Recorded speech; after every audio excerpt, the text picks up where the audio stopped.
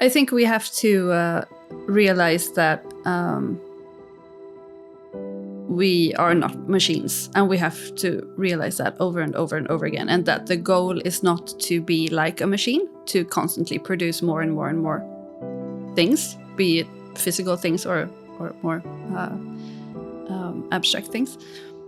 We have built a system where we buy things to not be uncomfortable, and then of course we buy things for all sorts of reasons, but that is a good reason for people to buy things and to buy into capitalism. And it's we have this sort of discourse, I think, sometimes in our society, where it seems like the main goal for our existence is to be comfortable, or not even to be comfortable, but to not be uncomfortable.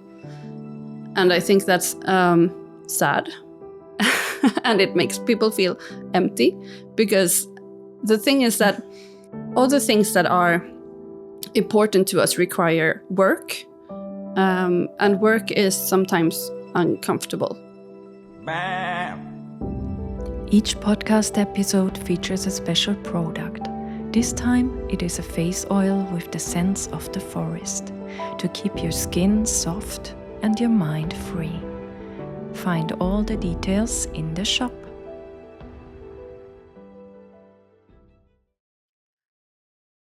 I read your book lately, again. Your lovely book. Yeah, again and again. It's something you can always go through.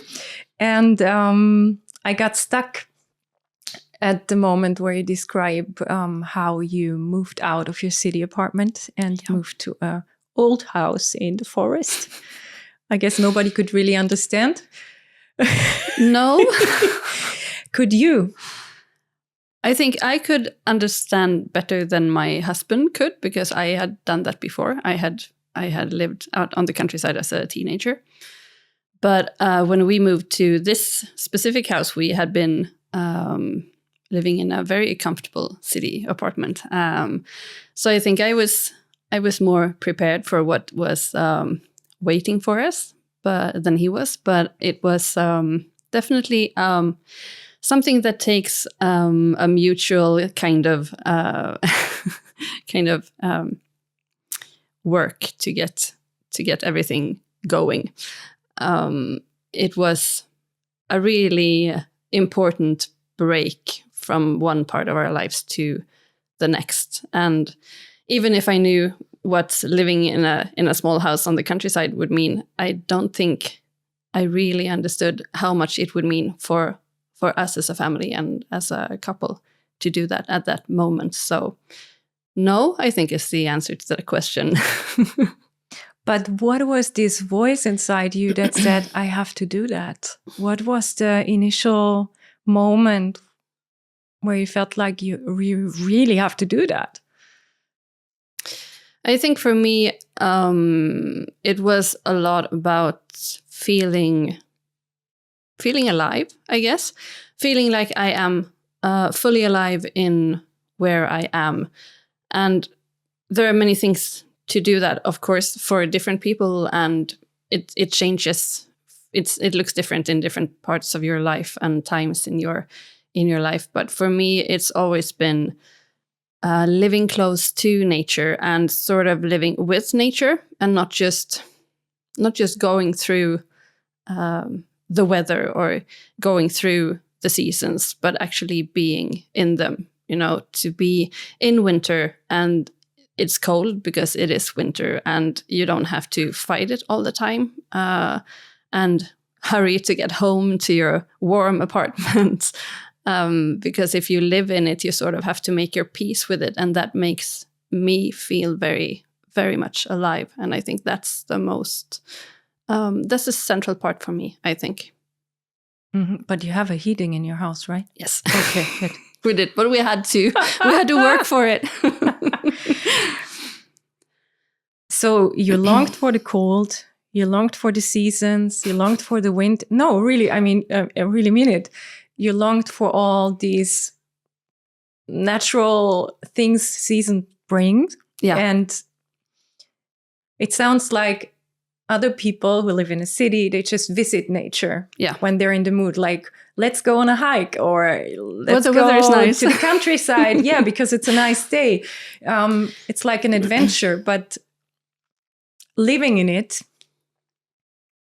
I guess it serves a deeper need, a more, how do you say that in English? Now we get there. We're gonna be here many times, I think, between the Swedish and German and English. Since I learned Swedish and live here and talk a lot of English, a lot of words get lost from my German language, and sometimes I'm standing there having no word in no language. So that's what happens now. It's like brain fog premium. We have coffee and we have time. So it seems like you serve a deeper need, a more essential one. We actually, I guess, all had in earlier times when we lived totally different without electricity and all that stuff. What do you connect it with inside? Is this a certain feeling which serves this way of living? Yes, I think it is very much a feeling, something that is grounded in your body, perhaps more than in your mind, because I have a active mind that takes me places. Oh, that's surprising. Right? I didn't know that. No shortage of energy in the mind department, but yes, it's for me, it's easier to feel this connectedness to nature. I know that sometimes, you read about people and that find this in many different parts of life, in many different settings, and in like dancing or doing things together with others in a sort of community. And for me, it's easier to do that with nature, to feel that connectedness with nature, and not just. I'm not a super adventurous person. I don't climb mountains and things like that. So it's not necessarily any kind of spectacular kind of nature. It's just sort of being where you are. And for me, this means a very regular forest that looks like many other forests in this part of the world. And actually being in it and seeing it, and in doing that also seeing yourself, because when you walk through the same patch of forest every day through all the seasons, you notice the small changes, and nothing seems to happen from day to day, but in a year you still have all these different seasons and all these temperatures and all these many different kinds of life popping up everywhere in the forest. And I think that's a nice mirror for me to have, that different things can grow in the same place in different at different times. And for me, that's very grounding, I think is a good word. It makes me feel very connected to some sort of sound and very just pulsating kind of energy. That's calming. Does it have to do something with trust in life? Oh, that's a big question. No, because if you talk about being grounded, I always connect that to having the ability to trust more if you feel grounded. I haven't thought about it that way, but yes, it does mean that having some kind of faith in the fact that life goes on, and even if it's changing, it's still the same. Still life. Yeah. The settings change or the seasons change, but there is still life, and I think that is hard sometimes when things happen and you're overwhelmed with uncertainty. It's very hard to plan ahead or to think ahead, because things are just overwhelming, which they are at times. Sometimes, yeah. Sometimes. And if you sort of have this connectedness, something to return to, you can see that all the things that didn't happen this year, they might happen next year. And if we have trust, of course, if we trust that there is a next year coming, which no one can know, obviously. But so yeah, that there's a kind of faith in that to sort of trust that there is at least a possibility of life continuing. Mm-hmm. So this physical connection you have to nature,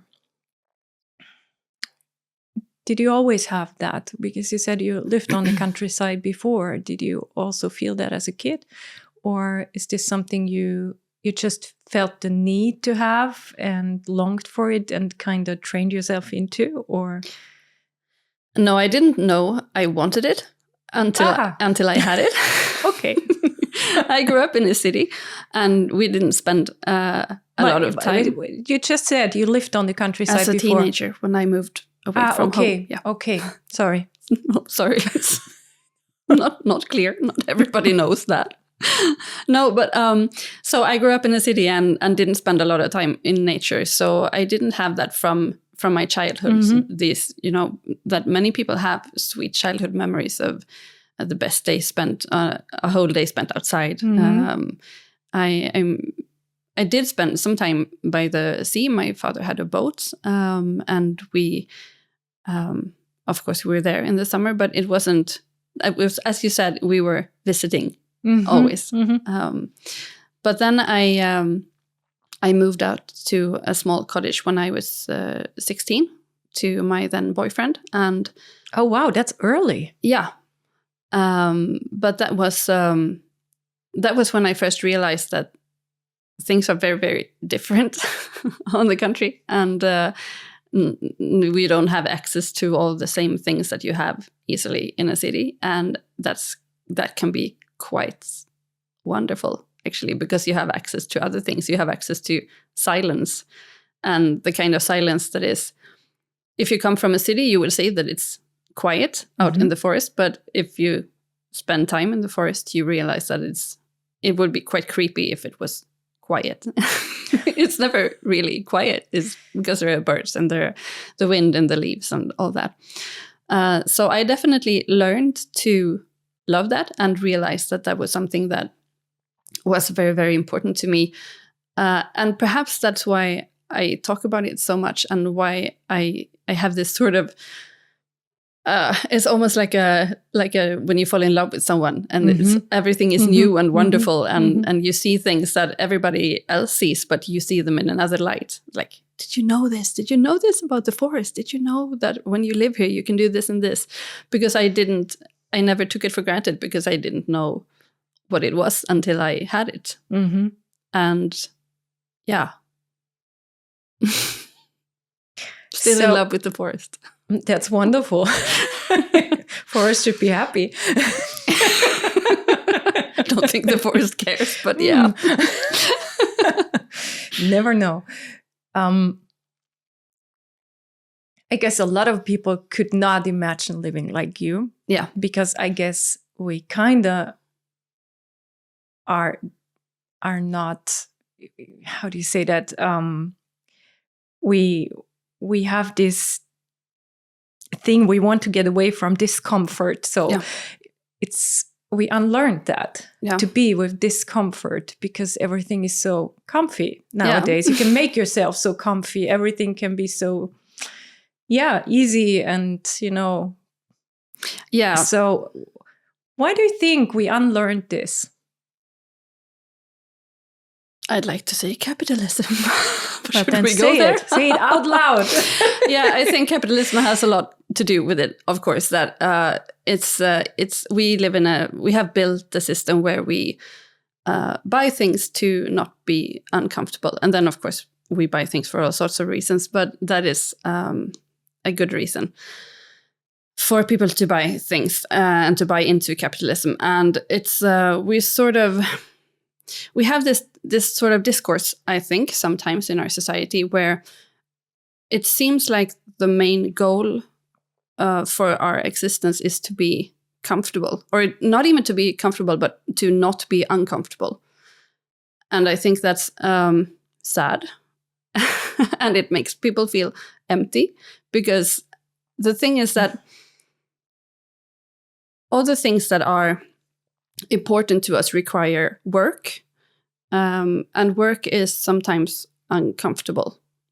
So if we have like a lawn, for example, everybody has these robotic lawn mowers now, right? Really? Yeah. I don't. And you saw my area here. Okay, many people have them. So it started with, the concept of a lawn to begin with is rather strange, because it's just a piece of land that could be used for growing food, and now it's just one kind of grass growing there, and the goal is to just cut it down and not do anything with it. Of course, you can use it for like fertilizing and growing in your garden like that. But so we had lawnmowers, and we had these. When I bet it was the same in Germany when you were young, that we had this kind of metallic wheel with shears on that you had to push. Yes. Yeah. And I actually bought myself one of these where I lived before, because I thought, well, I don't do sports. Maybe that's my sport. Yeah. I hated it. Yeah, it's heavy and probably not very ergonomically good for your body, perhaps. But we had them at least. And then after that, we had the motor lawnmowers, and then we had these huge sort of tractor things that people sit on, and now we have the robots. And so this is like, I think about this when I mow the lawn at home, because we do have a lawn, obviously, and we do have a mower with a motor on that we have to put gas in. You got stuck in this area. Yeah. And then I think, it's just a stupid waste of time to have this lawn thing that I have to cut down, and then it grows back, and then I cut it again. It's just Sisyphus work. It's never ending, and I don't see the reason why. And I think about it because if you want to have a connection with something, you have to actually engage with it. And what we did with our garden, turning it into a lawn, and then having these like in succession less and less hard ways of managing it, we sort of disengage with our lawns. So now everybody just has these sort of golf course lawns, and none of them are engaged with the lawn. And it's just, and then it becomes something completely different, and it feels a bit empty. And I think that was a very long, a very long way of saying something. But it's a nice picture to tell it. Yeah, yeah. That we have to engage with the things that things don't matter to us if we don't truly engage with them. That's true. Yeah. And I don't think that everybody has to live in a cottage on the countryside and chop firewood all the summer and then burn it all winter to stay warm. That's not there is just never one way that works for all people. But I do think that we have to engage in the things that we want to be with, and that we want to have in our lives, and that's sometimes uncomfortable.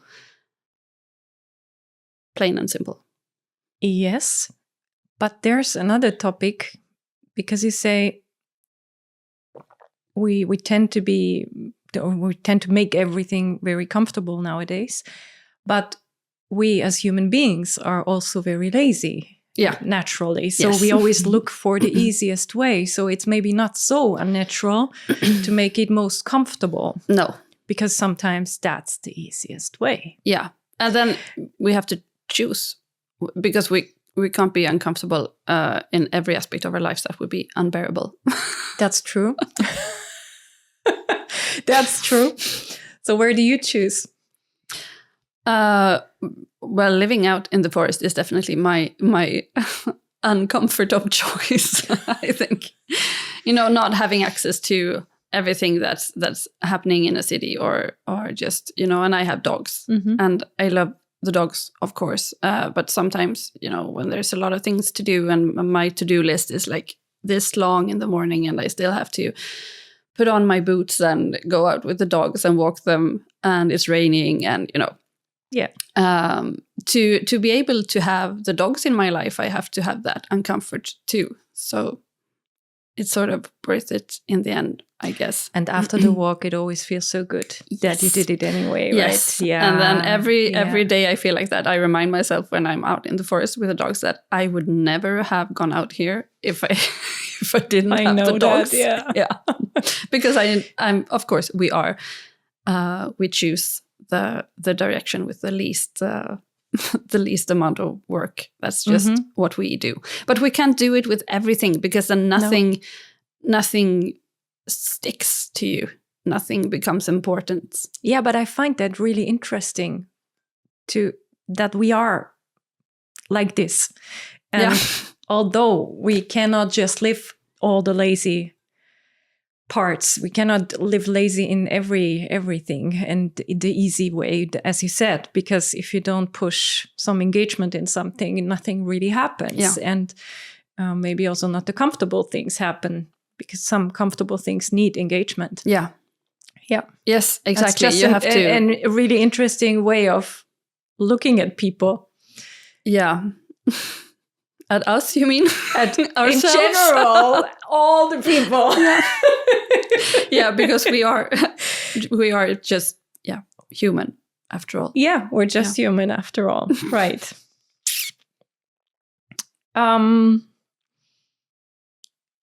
Coming back to having this connection in a physical way. When you are connected to nature, something bigger, something you can't really grab or explain, how do you stay grounded in your daily life? I mean, maybe we go into this example. You go out with the dogs in the morning. You have this connection. For me, I always had that when I lived on the island of Rügen. There was this amazing forest with the high trees, and they were magical, mystical. Really, if I was in the mood, I could feel really, really spiritual when I went back home. So, and then life hits you. Yeah.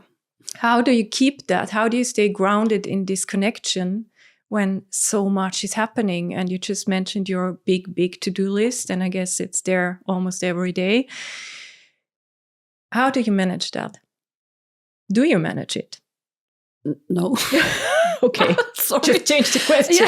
No, I think if I had the answer, if there was one answer to that question and I had it, I would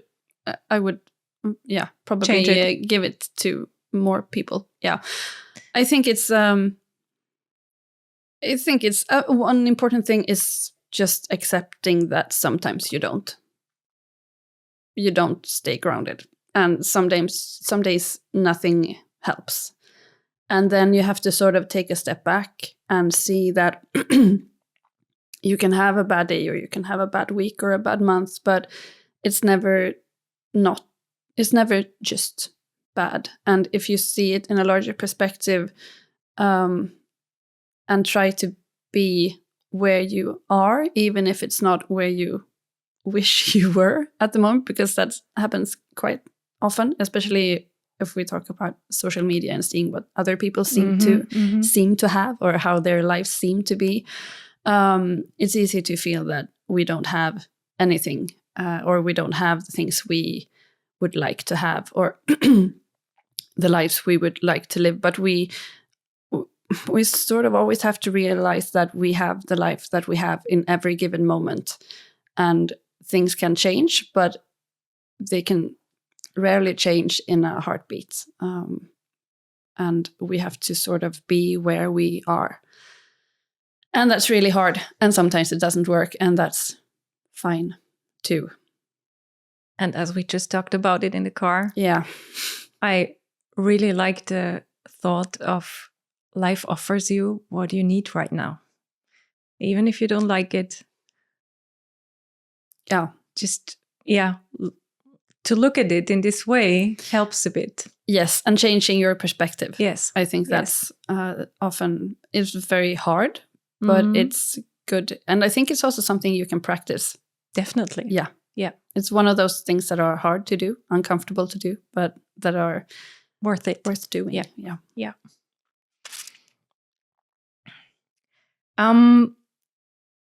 Do you know this feeling when you are out in nature and you sometimes, it's not always like that, but sometimes nature gives you like these magical moments where you're like, oh my God, I have to capture this. And you can't capture because it's so amazing. This one sunset, or I don't know, the light, or just the colors, or sometimes it's these special moments. Yeah. Do you take this as inspiration for your work, or is this something you just soak up? How do you use it? Because I sometimes feel like this is so amazing, I have to put it somewhere, in my life. I just cannot watch it and let it go after that. Yeah, I think a lot of really wonderful things in life are just meant to be lived and then let go. That's thank you. Yeah, not what I wanted to hear. But I also think that everything connects. I mean, there's been I can't remember. I read I wonder if she was a psychologist. I think so. I read an article about the feeling of awe, which is what I think you're talking about, that we see something that just sort of fills us with this perspective, that this, wow, this is huge and I am part of it, but I am so small, but I am part of it. And everything just sort of goes between those two poles. And that feeling of awe actually does something to our brains and minds and our perspective. And so, of course, I use that in my work, not just in a direct sense. I don't take a beautiful sunset and knit a sweater from it, just as I don't take we've done that. We have our phones and it's a beautiful sunset and we take a picture and then we come home and we look at it was so much more beautiful. Yeah. It just doesn't translate. But so, yes, I do use that feeling. And I think it's also a very good antidote to feeling hopeless and to feeling cynical and anything that works as an antidote for cynicism and hopelessness is inherently good, I think. So, yeah, more awe in life is better. And just soak it up. Yeah. And let it do the work inside. Okay. Yes. Yeah, that's actually nice to look at it like that. Yeah. Yeah. So now we talked a lot about nature, and we kind of both live in a paradise. Yes. You in a different one than me, but and although we live in that way in these places, and we love what we do for our work, I guess we both have the struggle to handle the amount of work. Yeah. So being self-employed and making your own rhythms, your own rules, your own daily task lists, everything. I know from talking to you that you also have this rush, the feeling of rush, the feeling of too much, the feeling of, oh my God, how to handle that. Why do you think that happens in this conditions we live in? Because one could imagine if you live in conditions like that, everything should be totally fine. Yeah. I think it's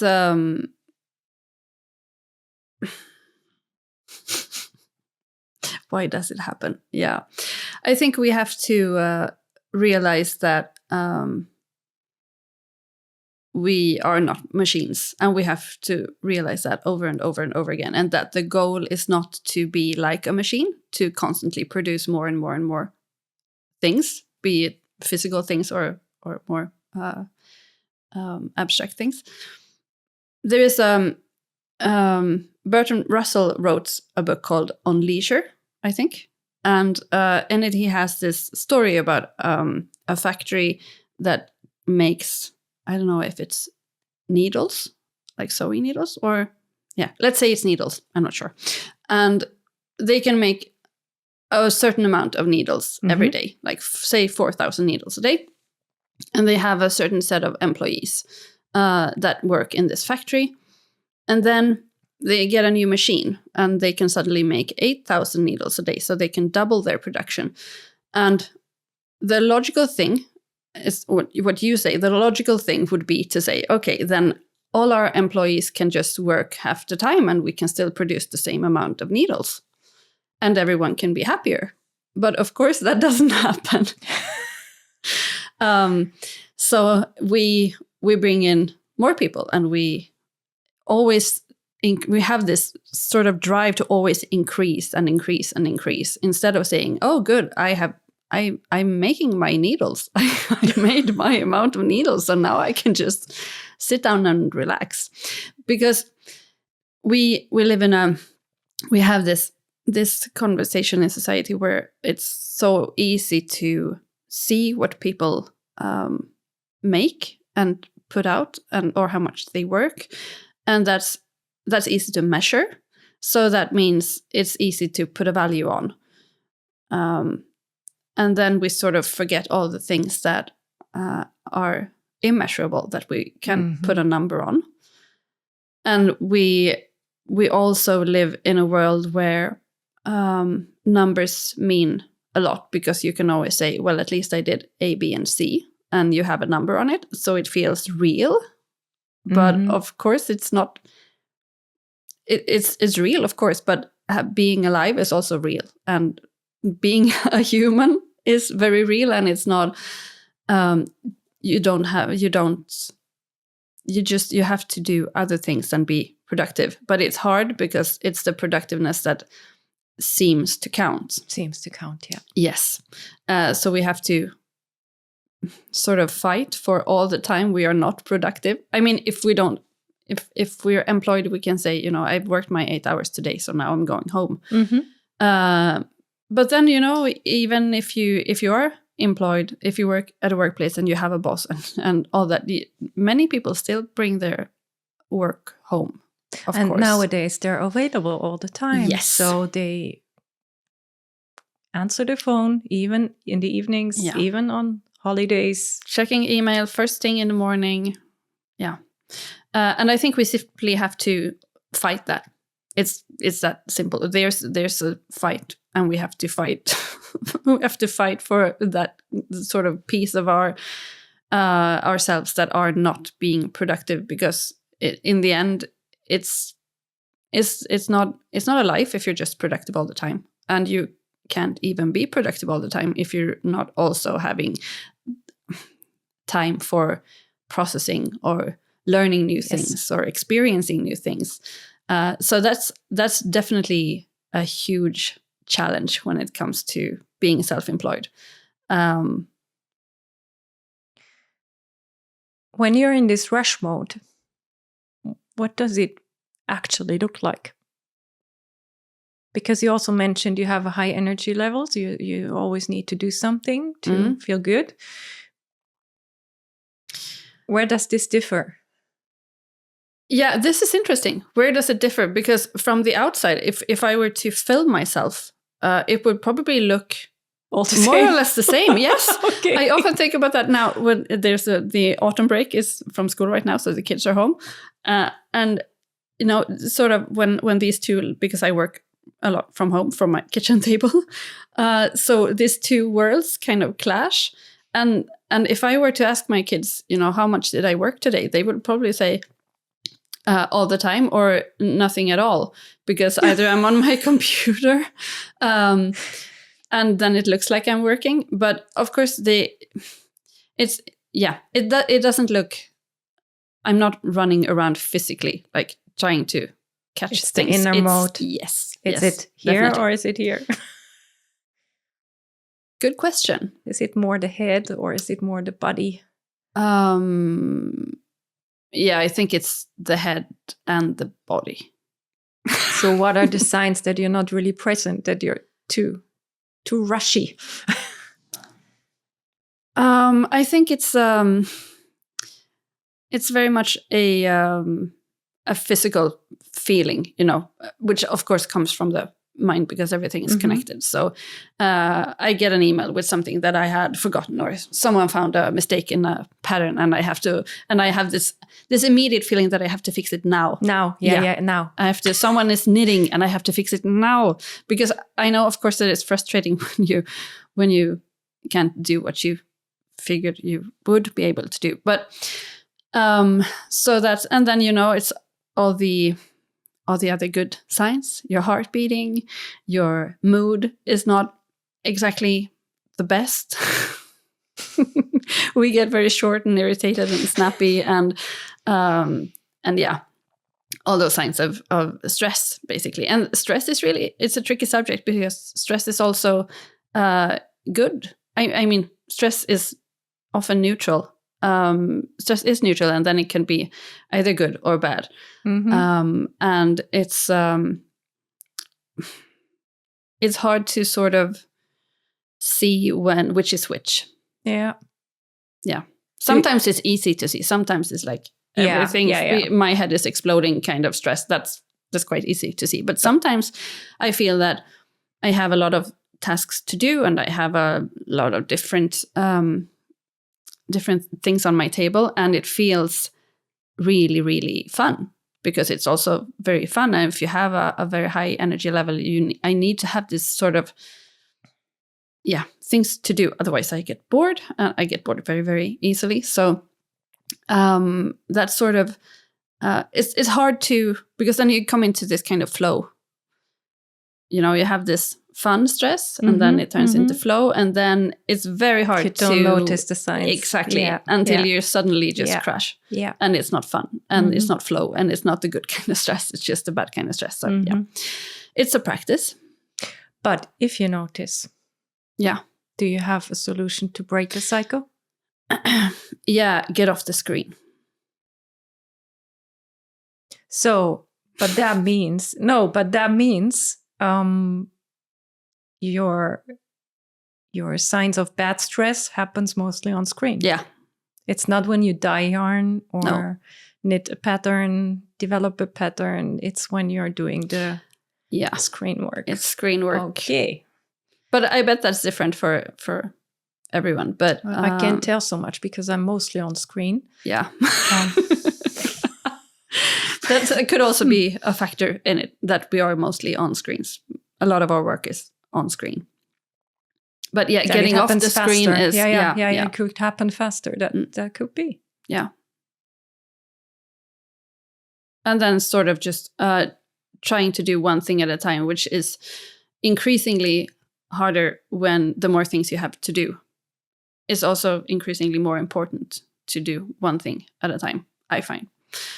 So turning off the email, and turning off the phone, and turning off everything that isn't this task. Yes, exactly. Yeah. You know that there is a new app, just comes to my mind. I forgot the name, but my son actually showed me when he was here in September. He was like, there is an app, a focus app. You can put in how much time you want to focus now, and then it kind of shuts off all the other apps.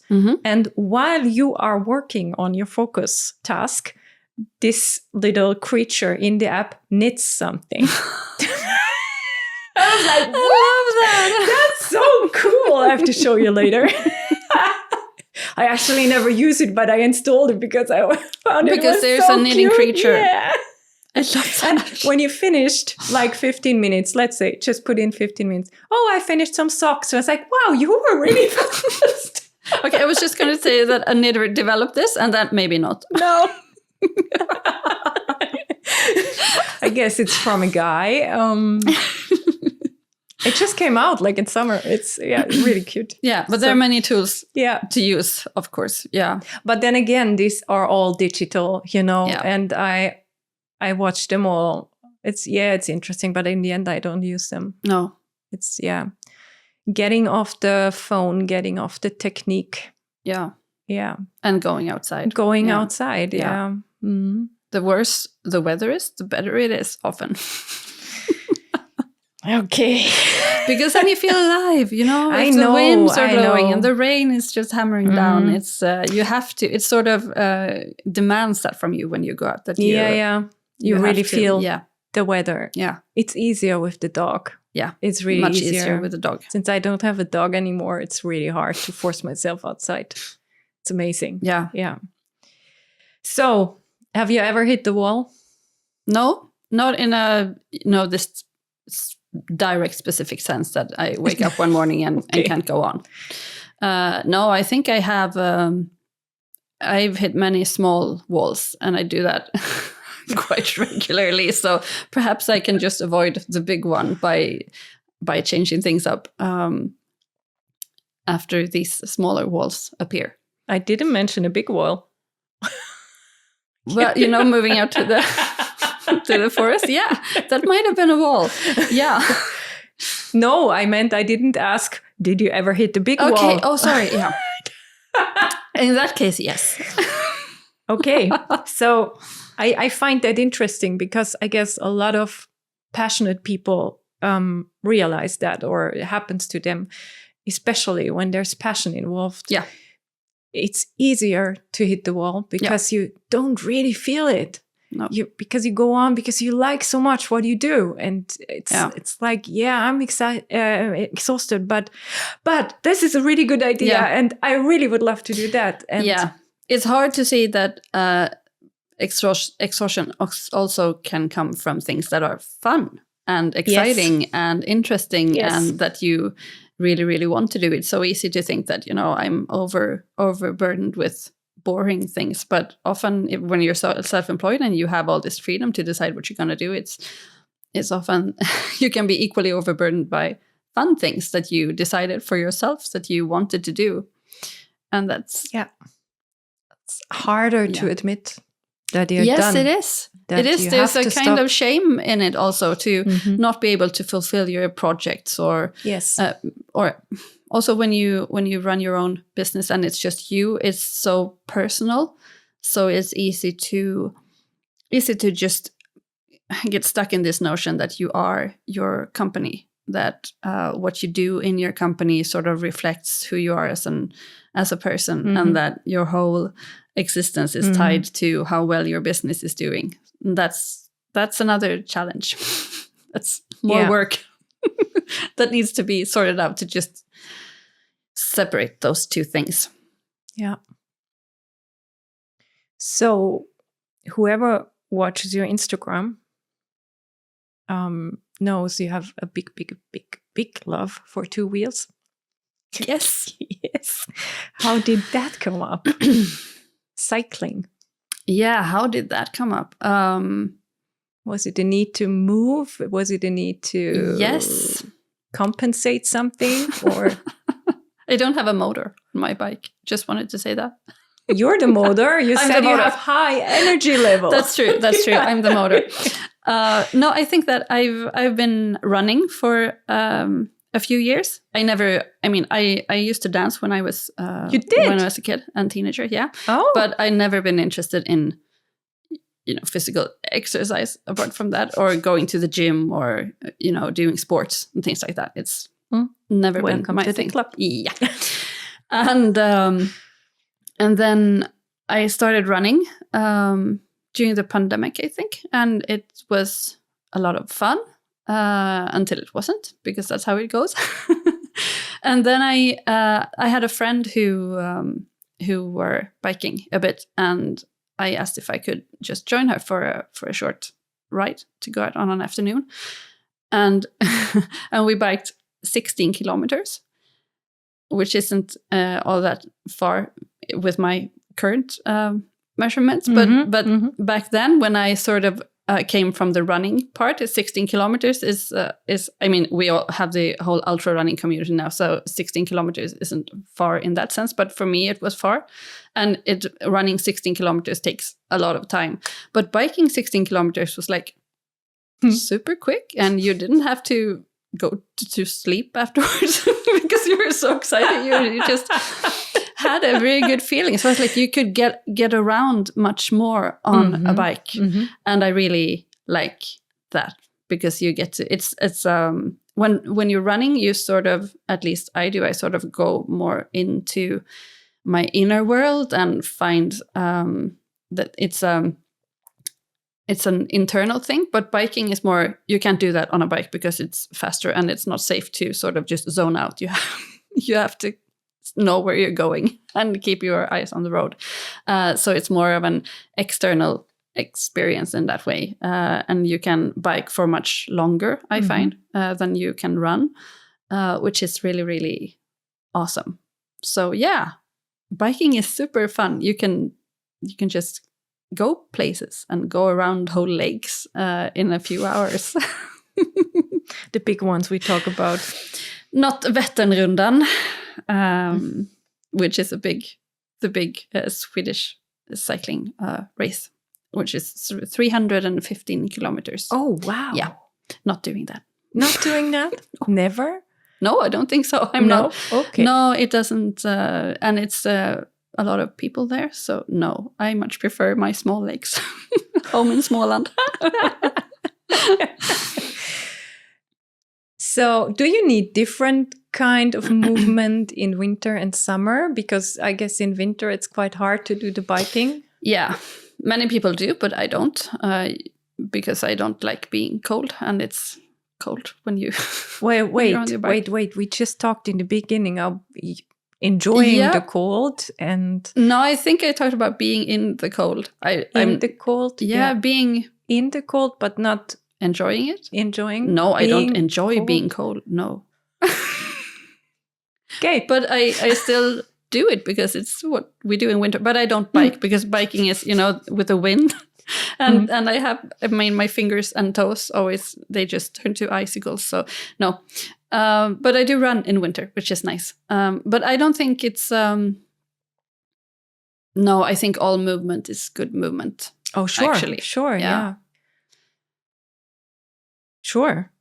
Especially for the head, especially in this kind of working environment. Yeah. And, where you're everything is so just going on up here. And yeah. So do you have, like, if you go for a cycle ride, do you call it like that? Or a run? Is it like, can I imagine your head slowly starts to calm first? And then if it's calm, you have the good ideas? Yeah. Yeah, okay. Exactly. Especially when running. That's always so good. And, it's I often feel that when I'm running, I am my soundest self, which is, and I mean, once you get to that feeling, and there are many ways to finding that sort of place in yourself.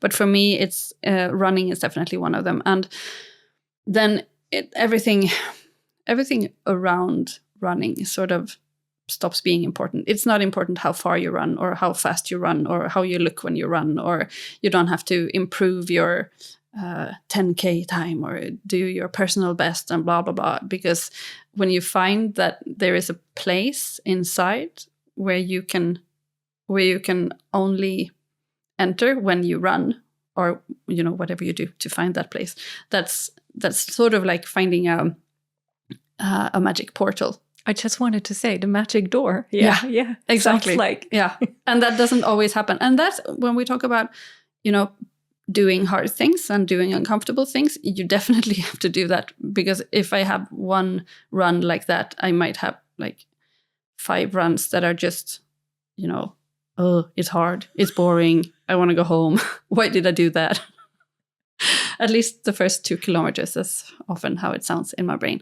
But you have to have all these sort of boring runs or hard runs to be able to get that, wonderful hour where your mind is just clear and can think thoughts that are sound and true and, good. Yeah, sounds like I want to start running now. Yeah. Just start slow. Start much slower than you think. It's the only way. I'm a really impatient person. And that's why you need to start slow.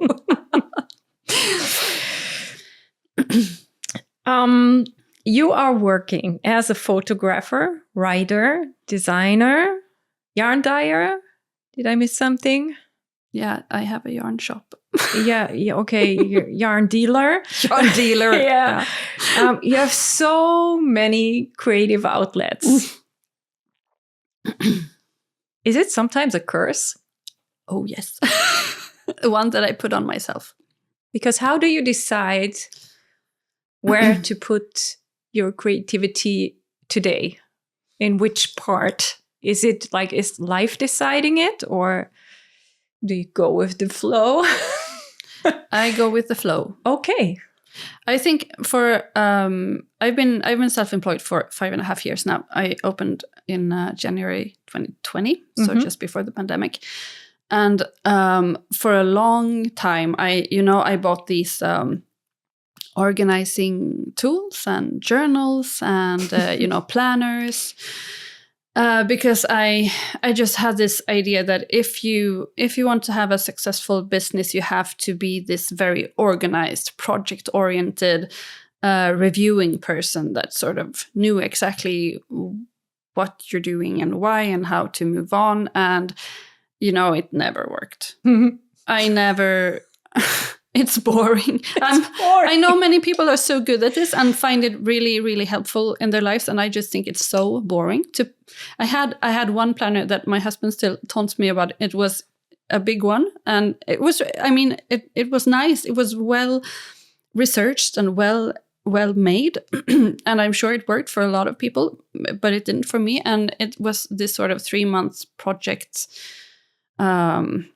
Layout, and on the front it said plan it, do it, review it, which is really great. I mean, if you want to have your own business, that's good advice. It's very, very solid advice, but it just doesn't work.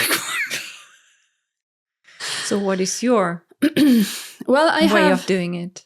I have a notebook and I have a pencil, and that's it. And then I do a brain dump. I write down everything that I need to do and everything that I want to do and everything that I imagine others want me to do, which is hard to see which is which.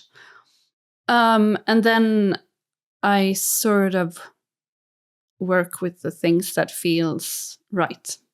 It's no magic, and I'm sure it won't work for everyone, but for me it works.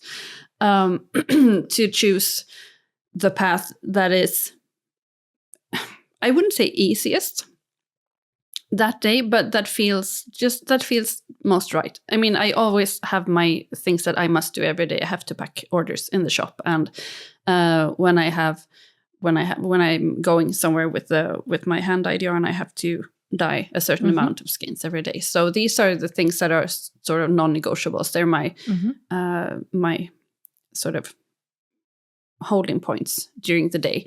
But apart from that, I try to see what do I want to do today, because that is the most important thing for me. Otherwise, I could just still be employed and have someone else tell me what I should do, because it's very, very important for me to have that kind of freedom to decide that, okay, today I'm going to sit with my spreadsheet for 6 hours, and I'm just gonna make the numbers dance, and it's so much fun. And other days, I'll open the spreadsheet and it's just like, it could have been, I don't know, another language or something. It just doesn't make sense. And then for me, it's really important to see that on these days, it's just don't push it. Because I will have days when it will be easy again and fun again.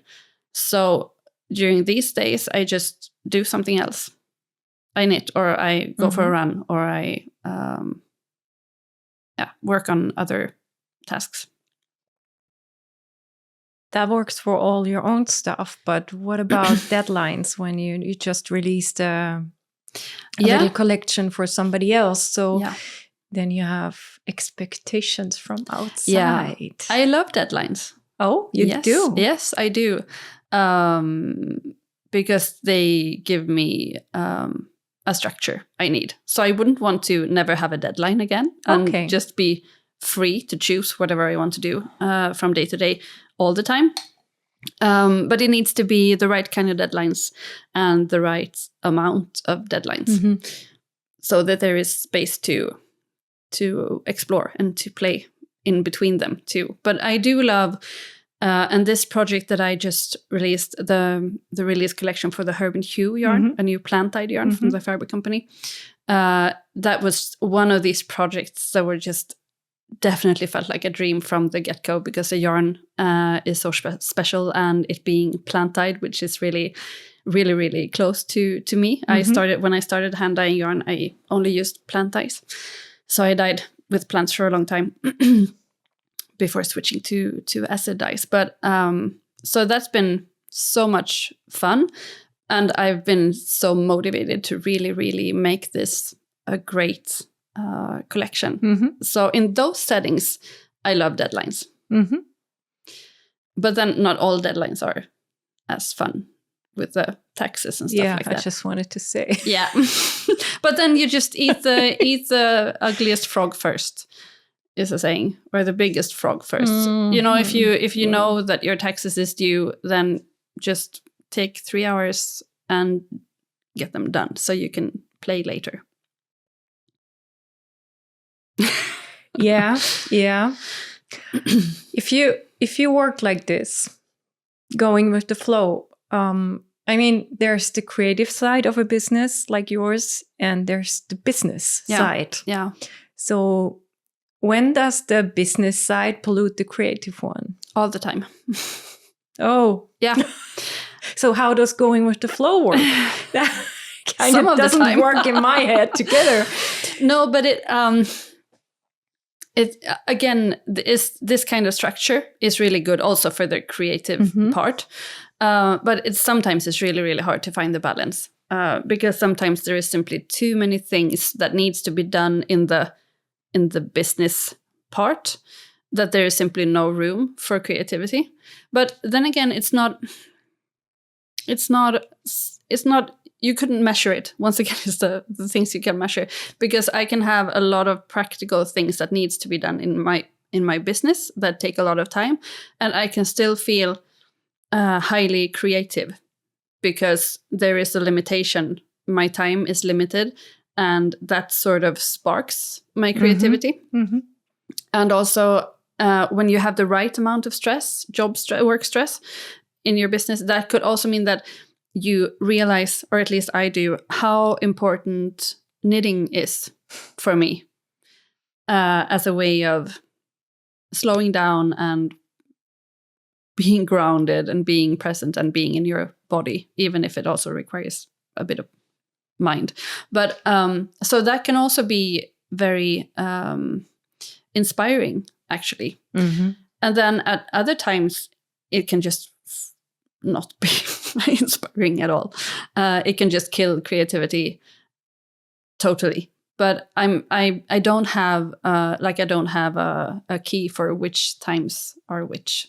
They just sometimes, and I think that's the thing with creativity, that sometimes it just works and sometimes it doesn't. But I should also say that you can't just sit around and wait for inspiration to happen, because it's never gonna, inspiration doesn't come from, like, it's not a gift that someone just pops down on your head. It happens. It happens. And it happens when you are out in the world, but also in your body, and when you read books or watch movies or learn a new craft or meet a new person, or there are a million things that gets your creativity going. I experience that a lot when I'm traveling, when I'm away from home. Yeah. Then it's like going crazy here. So, yeah, I don't know. Then I always come home with fresh ideas. Oh, yeah? And it's like, yeah, you don't? When you're traveling? No, I don't think so. Oh, that's interesting. I think I can understand that feeling. But I feel that the older I get, the more exhausting traveling becomes for me. I think that's just a personality trait, that some people really thrive with traveling, and I don't. And it's a bit boring to admit, I think, but I don't dream of going around the world specifically. It's not my... No, it's not this. I guess it's just because I'm away from home, away from the daily tasks, you know. It's like this freedom of mind at that moment. You can think differently because you're on the road. It's not like traveling for pleasure or, like a holiday. Also when I'm traveling for work or it's just being away and being on the go. Maybe that's the thing I thought it is. Yeah. It's not that I dream to travel the world because but traveling gives you just the fact of traveling, the movement, maybe the new people, new inspiration. I don't know.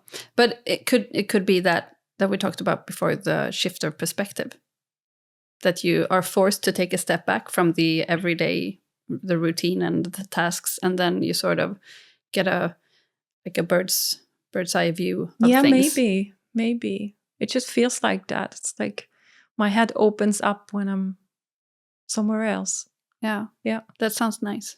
Yeah, it is nice. Yeah, but sometimes overwhelming because my notebook is full then after that travel every time. But that's great, because then you also have this, it's like a cheat you have. Yeah, you're stuck. Go on a travel experience. Yeah, exactly. And you don't. I mean, maybe you don't have to go for 3 weeks to the other side of the world. You can know that just taking a short trip could help with feeling stuck. Viviane is now booking her tickets.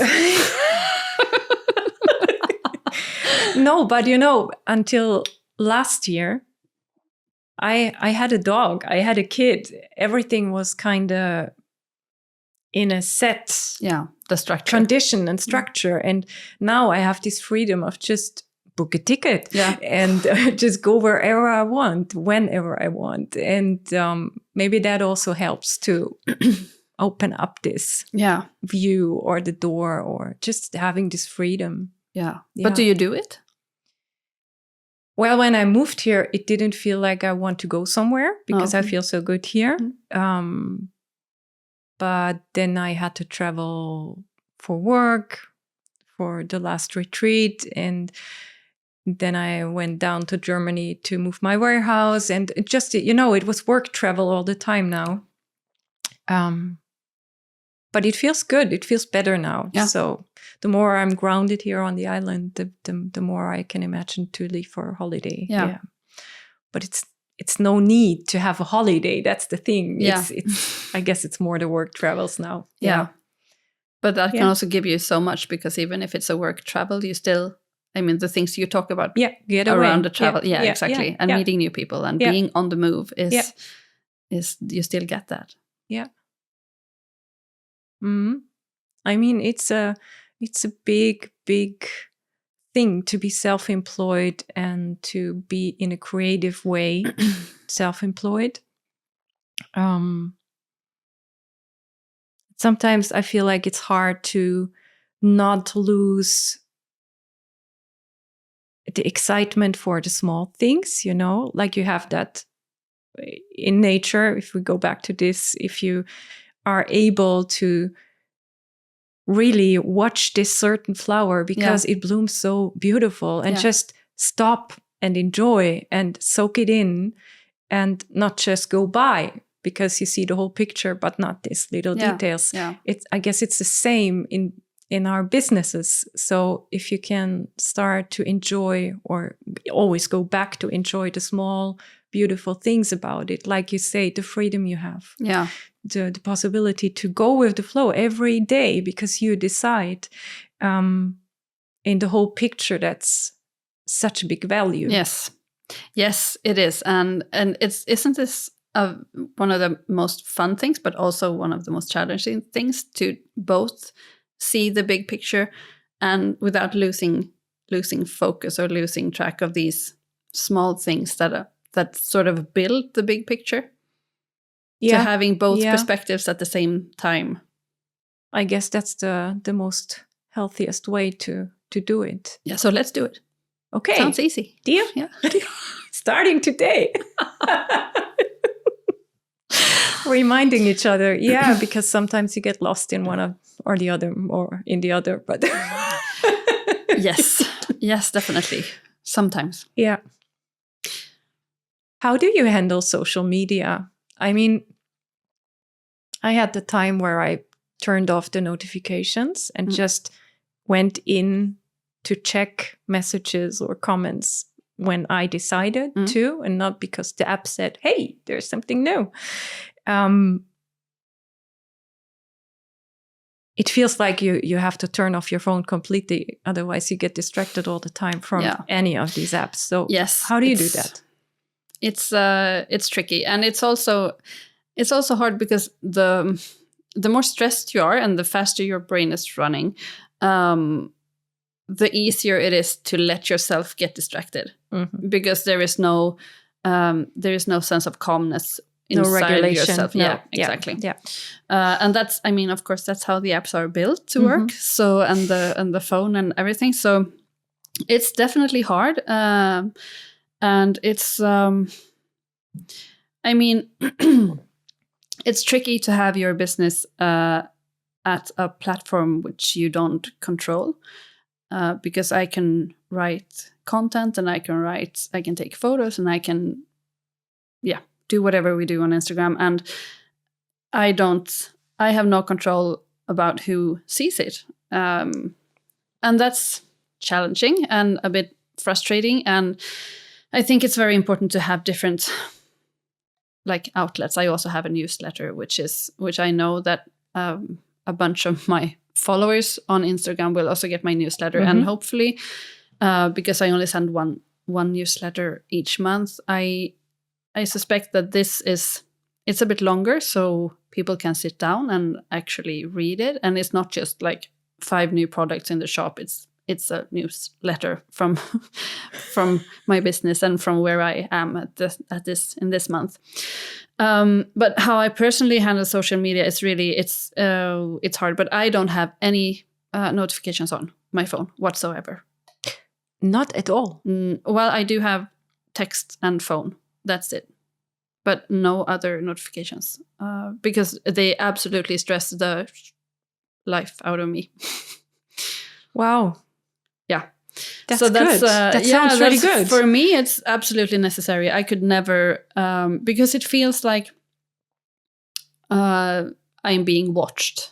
And that's not a good setting for doing creative work or deep work that needs to be, that requires your focus. So now I have no notifications on. So my my friends and family know that if they need me, they send a text message. They can't do Instagram or WhatsApp or Messenger. That's why you always answer so slow on the WhatsApp. Yes, it is. Good to know. Yeah. So the text message is a good way of contacting me if something needs to be said. Yeah, but I also find it easier to use the Instagram and Facebook from my laptop in the Meta Business Suite, because it's easier to type on a a keyboard than on your phone, obviously. And it allows me to sort of sit down and actually write, not just type, but to write something and to explain things or to present new things or to, so that helps, I think. But apart from that, I don't have a big solution to how we should handle social media and how it eats our minds up. And in the end, we need it as a business. We need it nowadays. Of course. It was just, I was talking about this with my son lately. He's studying psychology now, and he's very interested in everything going around human beings and brains. And so we talked about a change of the internet, he called it. He read about the psychological effect of the upcoming of AI. Yeah. And how people might use the internet in the future, because most of the people are actually really annoyed about everything which pops up, especially content-wise. Yeah. If you see something is made with AI, I'm gone. Yeah. And a lot of people are like this. So they discussed in this article how it could turn out. So one option A was, okay, people are more less on the apps, less on the internet itself, because they kind of start to choose again what they do because they need something, or they look for something special. But they're not like doom scrolling like crazy like now anymore. Or the internet will change. The general usage of these tools will change. Yeah. And in this discussion, we also had the discussion, okay, that's really interesting for all the online businesses because, you know, in the earlier times before internet, if you had a shop, you put an ad in the newspaper or whatever, or magazines, because people actually read that and came to your shop. So now in a digital world, you need the digital ads. Yeah. You need the digital way of putting yourself out and doing the marketing. So if the behavior changes in using the internet, this is getting hard. Yeah. What is the new way? And I guess nobody knows by now. I feel sometimes like we're at a point now, shortly before a changing point. Yeah. Something will shift, but nobody knows in which direction or how it will look like. So you don't have tools for this new time, and the old tools doesn't work anymore. No. So it's a really interesting moment we're in at the moment. It's also really frustrating sometimes because you don't know what to do. Everything you do doesn't work anymore. No. And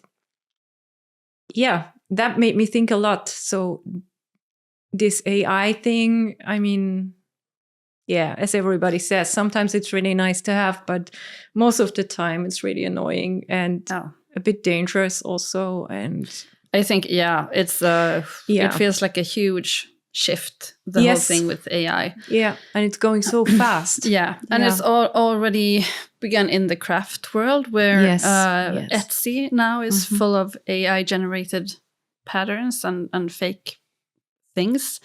And I just feel that it's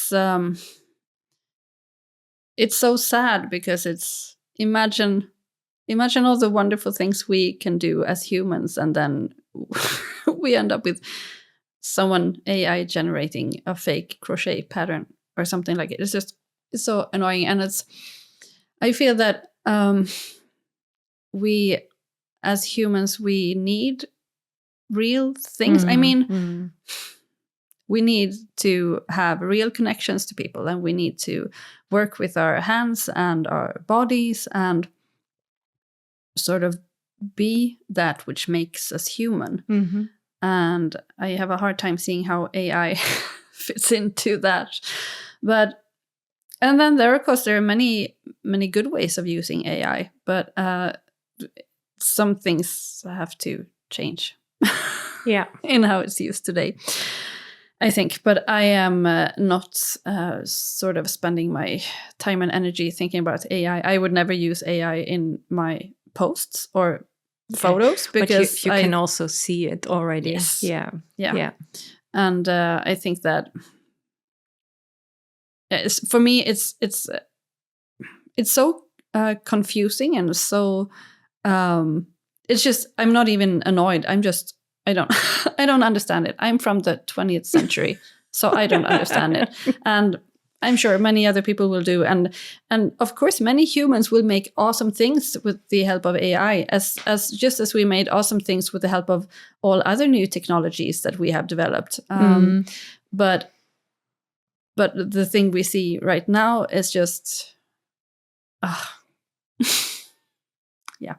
annoying was the word. Yeah, and therefore it's good to shut off the phone now and then. Yeah.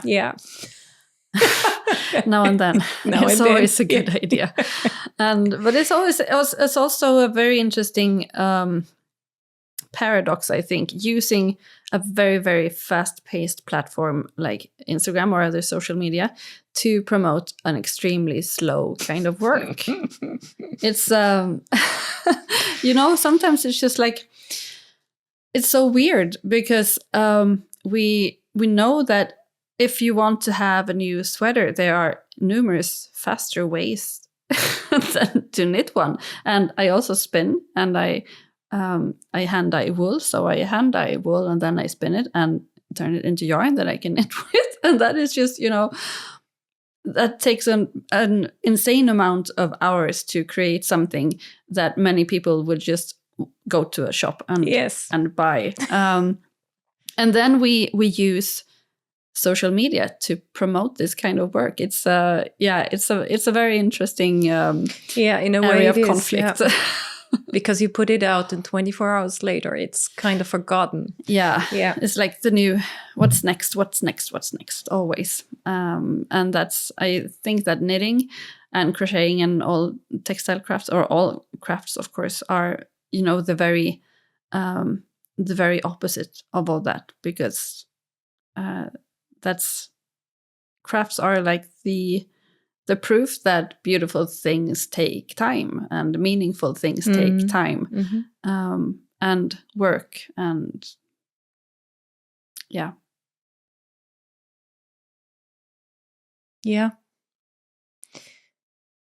I'm just amazed now by nature. If you turn around, it's such a beautiful light now.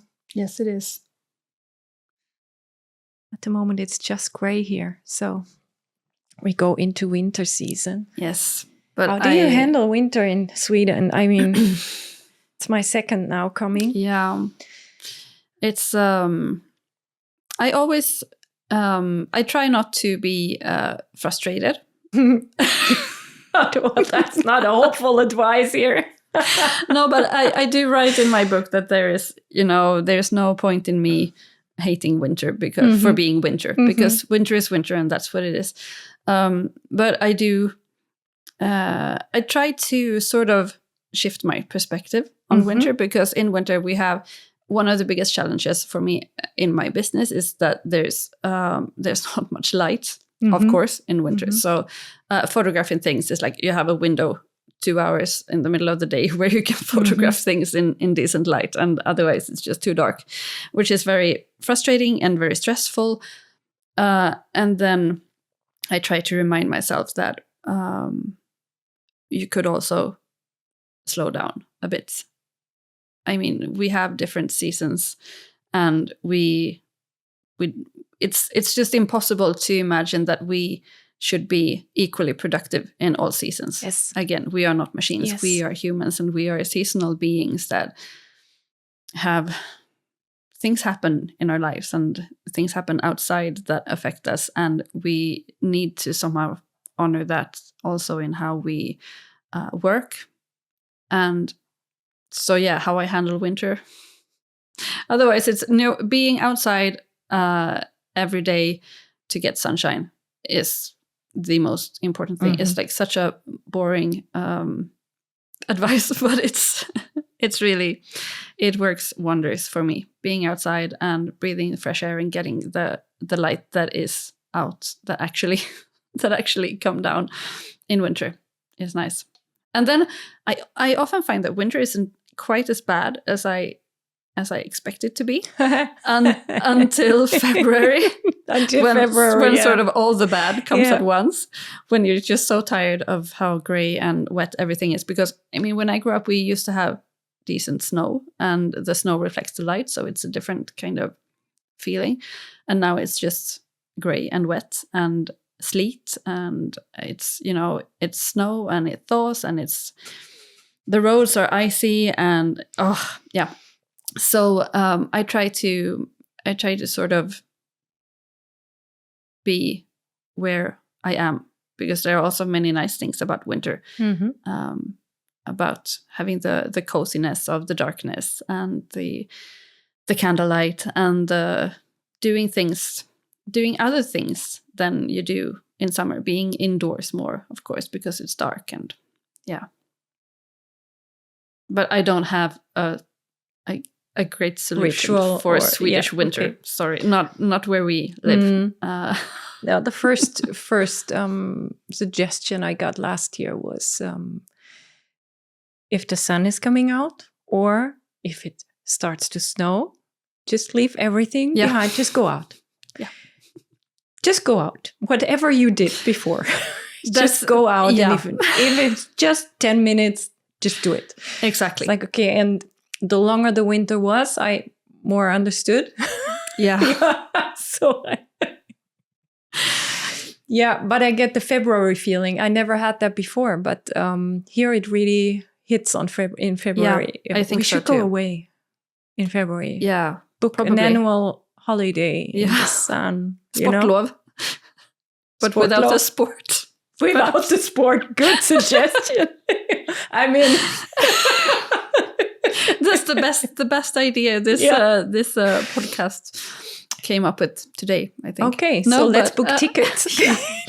You get to travel and clear space in your mind, and maybe I can teach you how to do.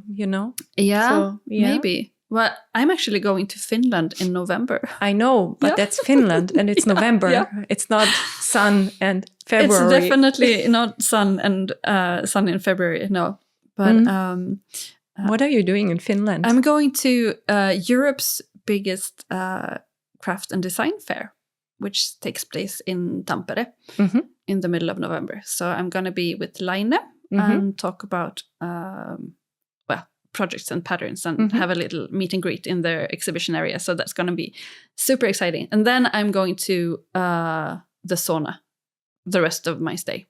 The sauna? Yeah. The sauna? I mean the sauna. No, I think I'm traveling with a friend who is sauna obsessed. So there will be many different saunas, I think.